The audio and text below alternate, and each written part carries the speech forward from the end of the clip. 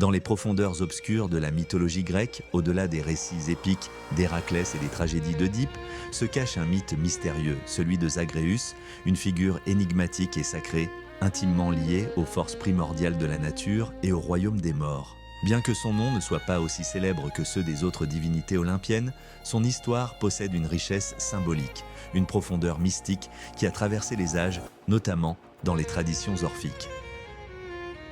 Zagreus, dans une des versions les plus anciennes de sa légende, est le fils de Zeus, roi des dieux, et de Perséphone, la reine des enfers. Ce lignage même fait de lui un être à cheval entre deux mondes. Il est à la fois héritier de l'Olympe, grâce à son père tout-puissant, et lié aux forces du monde souterrain par sa mère, celle qui règne sur les morts aux côtés de Hadès. Cette dualité, dès sa naissance, le marque comme une figure de transformation, un être dont l'existence même incarne le cycle naturel de la vie, de la mort et de la renaissance. Zeus, fier de cet enfant né de son union secrète avec Perséphone, nourrit pour lui de grands desseins.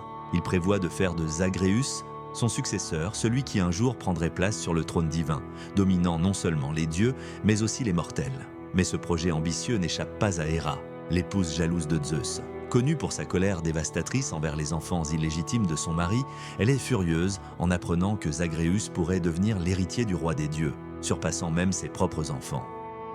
Déterminée à empêcher ce destin, Héra élabore un plan sournois. Elle appelle les titans, ces créatures ancestrales qui avaient autrefois défié l'autorité des dieux olympiens. Avec leur force brute et leur soif de chaos, les titans deviennent les instruments de la vengeance d'Héra. Elle leur ordonne de se débarrasser de l'enfant, d'effacer toute trace de sa divine existence. Ce qui suit est un acte d'une violence inouïe, un épisode sombre dans le récit mythologique.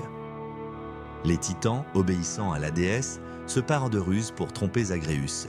Ils s'approchent de lui en lui tendant des jouets brillants et colorés, des objets de distraction qui captent l'attention de l'enfant divin. Fasciné par ces cadeaux, Zagreus, encore innocent, s'amuse, sans se douter du danger qui le guette. Mais en un instant, les titans se jettent sur lui, le démembrent avec une cruauté sauvage et dévorant son corps divin, morceau par morceau, anéantissant l'héritier de Zeus. Pourtant, malgré cette destruction, une partie de Zagreus survit, son cœur. Dans un élan de désespoir et de rage, Zeus parvient à sauver ce cœur, la seule relique intacte de son fils bien-aimé. Ne pouvant accepter la mort définitive de Zagreus, il confie ce cœur à Sémélé, une mortelle qu'il séduit par la suite. De cette union naît Dionysos, le dieu du vin, de la folie et de l'extase, marquant ainsi la renaissance de Zagreus sous une nouvelle forme. Dionysos, bien que différent en apparence, porte en lui l'essence de Zagreus. Il est un dieu qui meurt et renaît, tout comme Zagreus l'a fait avant lui. Cette mort suivie de renaissance devient le cœur de sa divinité et elle incarne aussi une grande partie du message des mystères orphiques, ces rites religieux secrets qui prônaient la purification de l'âme à travers la souffrance et la renaissance spirituelle. Les adeptes de ces mystères, souvent guidés par les enseignements du légendaire poète Orphée, croyaient que l'âme humaine, tout comme Zagreus, devait traverser une série d'épreuves et de douleurs avant de pouvoir se purifier et renaître à une forme supérieure d'existence.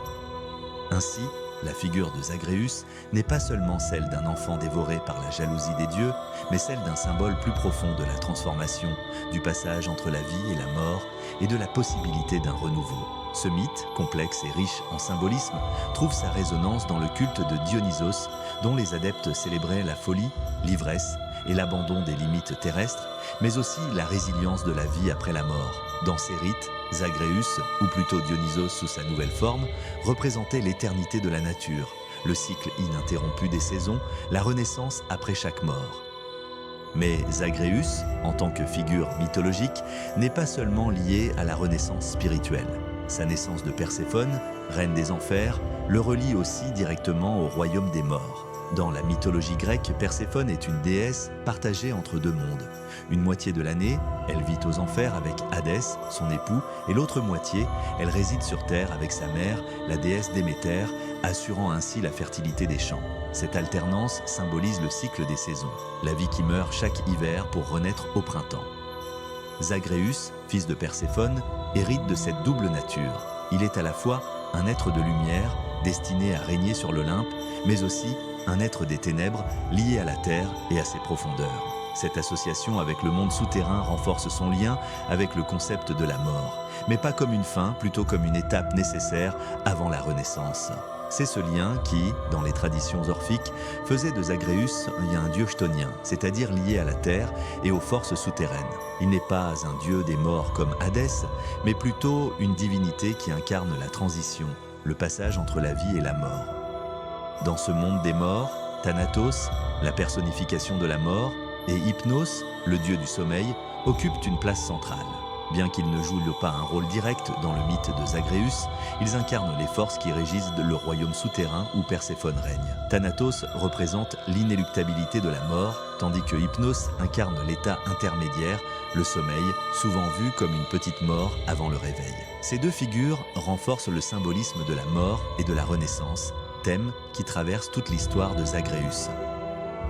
Ainsi, l'histoire de Zagreus, bien que peu connue et parfois oubliée dans les récits grecs les plus célèbres, contient des thèmes universels de transformation et de renouveau.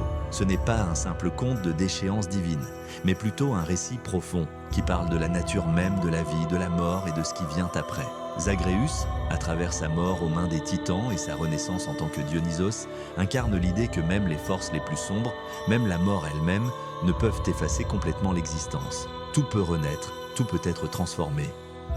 Dans la mythologie grecque, cette idée de transformation est omniprésente, mais elle trouve une expression particulière dans le mythe de Zagreus.